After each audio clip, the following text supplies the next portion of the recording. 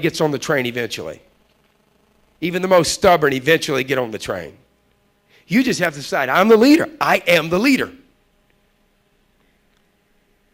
Begin with boldness. Number 3, fast and decisive leads to success. Fast and decisive. A lot of people like to make slow, deliberate decisions. That works when you're doing accounting. And you ought to do it slow and slow and deliberate when you're doing accounting. But when it comes to life changes, they need to be fast and they need to be definite. Because even if you're on the wrong track, you're going to know it faster. These folks who are on the wrong track slowly are going to be a while. Because they still have to come back to square one, where the trail began. Make decisions quickly. General Patton, who helped literally get us out of World War II, said, an imperfect plan violently executed now is far better than a perfect plan 30 days from now. We may not be alive 30 days from now. This is the way he was dealing with it in the battlefield. An imperfect plan violently executed now is far better than a perfect plan 30 days from now. So don't wait. Number 4, it's not about you. We're in the business of leading others. If you could quickly just turn around in your life and realize symbolically there are people waiting for you to step into the role of leader. There are people in your life right now looking that you don't even realize, wondering, what will she do? What will she decide? What will he do? What will he decide? And their own hopes lie in your decision. Their own private hopes lie dormant, waiting for you to decide. That is a fact. And they will come out of the woodwork once you decide. You'll realize, wow, it was kind of a casual way I decided. I'm glad I did it. Deloy, they come from everywhere once you decide that I'll run a machine. I'll be systematic. I'll be disciplined. It will be replicatable. Then others say, oh, wow, I see it done like this every week. I think I could do this. It's easy to do. Serving others is the antidote to fear and anxiety. Our business gives you a great opportunity to overcome personal fear, personal anxiousness, anxieties. People hate speaking in public. People hate also talking about money. People hate discussing other people's money. These are all fears and anxieties that all associates feel in the beginning. All of that's overcome with action.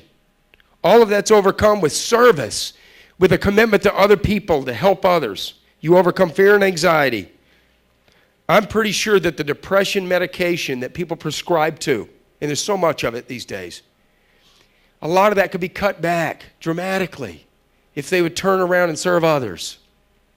They wouldn't even be thinking about their own, how do I feel today? Yeah, I need another pill. Yeah, let me measure how I feel. Yeah, I'm certainly anxious. Take another one. Boy, I am overwhelmingly depressed again. Here it is, another week. What if you were busy serving? What if you're busy engaged in the lives of other people? There's no time for it. There's clearly some chemical things that people need to deal with medicine, but not the majority of it. I want you to realize that you can overcome many of these things that personally bother you by serving others. Number 6, surround yourself with positive voices. This seems to be the number one enemy to your permanent change. The permanent change is held back because we continue to go back into these peer groups with negative voices. People who have made a definite decision in their life don't return to those peer groups. Why would you? It's unhealthy. If you are determined, there is no room for that in your life. And a determined person feels that. It becomes an unnatural peer group. People who are determined have less friends and more respect. People who are determined. Is it really friends you're trying to gather? Are you really in the friendship gathering business? Are you in the leadership business?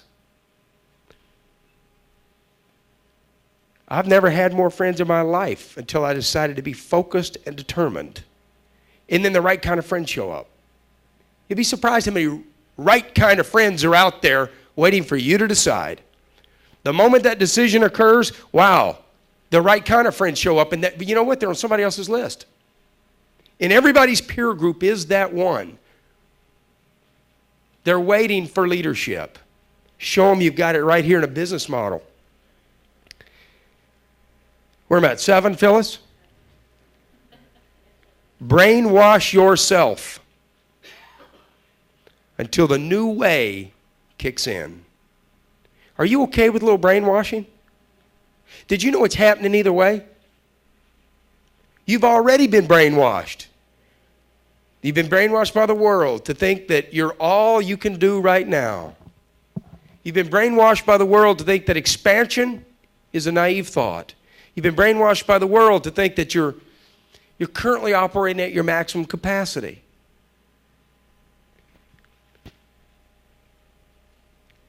Be okay with us brainwashing you. Be okay with your leaders brainwashing you. And by the way, build a brainwashing factory. Go ahead and build one of those. It's healthy. Our communities need more of them. Brainwashing's occurring either way. It's just who's doing the washing.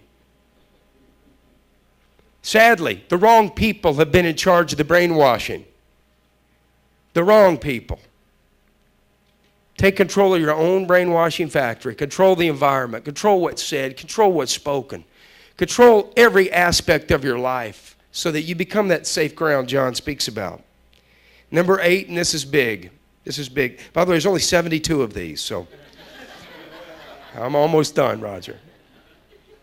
Number 8. Forgive yourself.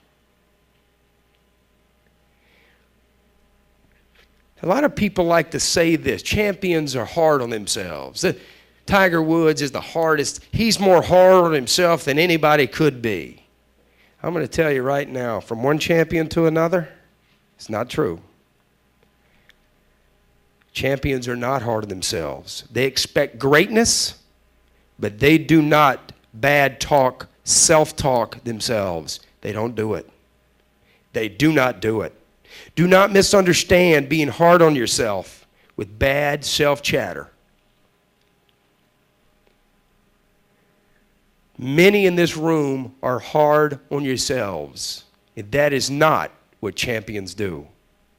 Champions say, I'm better than this. Get your mind right. That's what champions say. Tiger Woods will constantly be found murmuring to himself, get it together now. What do you say to yourself? It's time you forgive yourself. It's time you stop thinking of yourself in such negative ways. I worry about the things I hear people say. I was playing golf with a guy. I won't tell you if some of you know this fella. And I was playing golf with him, and he made a mistake out there. We all do it. And you could see how somebody reacts out there. And you'll get some reactions out of me. But I never beat myself up. Ever. Because I believe in me. I really do. Now, I clearly have to get my mind right frequently on the golf course and in life. And I say it to myself frequently, get your mind right now. But I watched this guy, he may have been missing a putt or something, his incident on that, hits himself in the head and said, you're such a loser. Now, when he did it, first of all, I have never said that to myself under any circumstances. Can't imagine that coming out of my mind about me. But when he said that, I realized a lot of people do that. He had kind of fooled me, this person. I thought he was more like me in that way. That was a weird slip. But I knew that there are many of our associates that do that same thing to themselves on a regular basis.